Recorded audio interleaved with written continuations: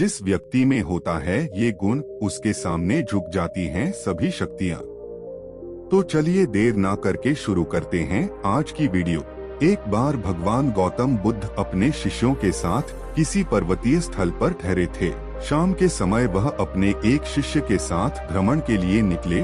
दोनों प्रकृति के मोहक दृश्य का आनंद ले रहे थे। विशाल और मजबूत चट्टान को देख शिष्य के भीतर उत्सुकता जगी।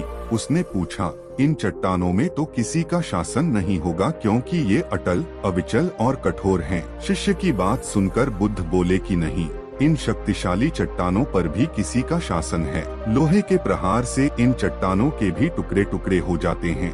इस पर शिष्य बोला, तब तो लोहा सर्वशक्तिशाली हुआ। बुद्ध मुस्कुराए और बोले, नहीं, अग्नि अपने ताप से लोहे का रूप परिवर्तित कर सकती है। उन्हें धैर्यपूर्वक सुन रहा शिष्य बोला, इसका मतलब अग्नि सबसे शक्तिवान है। बुद्ध ने फिर उसी भाव से उत्तर दिया, नहीं, जल अग्नि की उष्णता को शीतलता में परिवर्तित कर देता है तथा अग्नि को शांत कर देता है।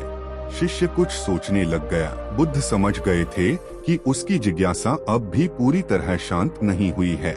शिष्य ने फिर सवाल किया, आखिर जल पर किसका शासन है? भगवान बुद्ध ने उत्तर दिया, वायु का। वायु का वेग जल की दिशा को बदल देता है। शिष्य कुछ कहता इससे पहले ही बुद्ध ने कहा कि अब तुम कहोगे पवन सबसे शक्तिशाली हुआ। नहीं, पवन सबसे शक्तिशाली नहीं है। सबसे शक्तिशाली है मनुष्य की संकल्प शक्ति, क्योंकि इसी से पृथ्वी, जल, वायु, अग्नि इत्यादि को नियंत्रित किया जा सकता है। जीवन में कोई भी महत्वपूर्ण कार्य संकल्प शक्ति के बगैर असंभव है। इसलिए अपने भीतर संकल्प शक्ति का विकास करो।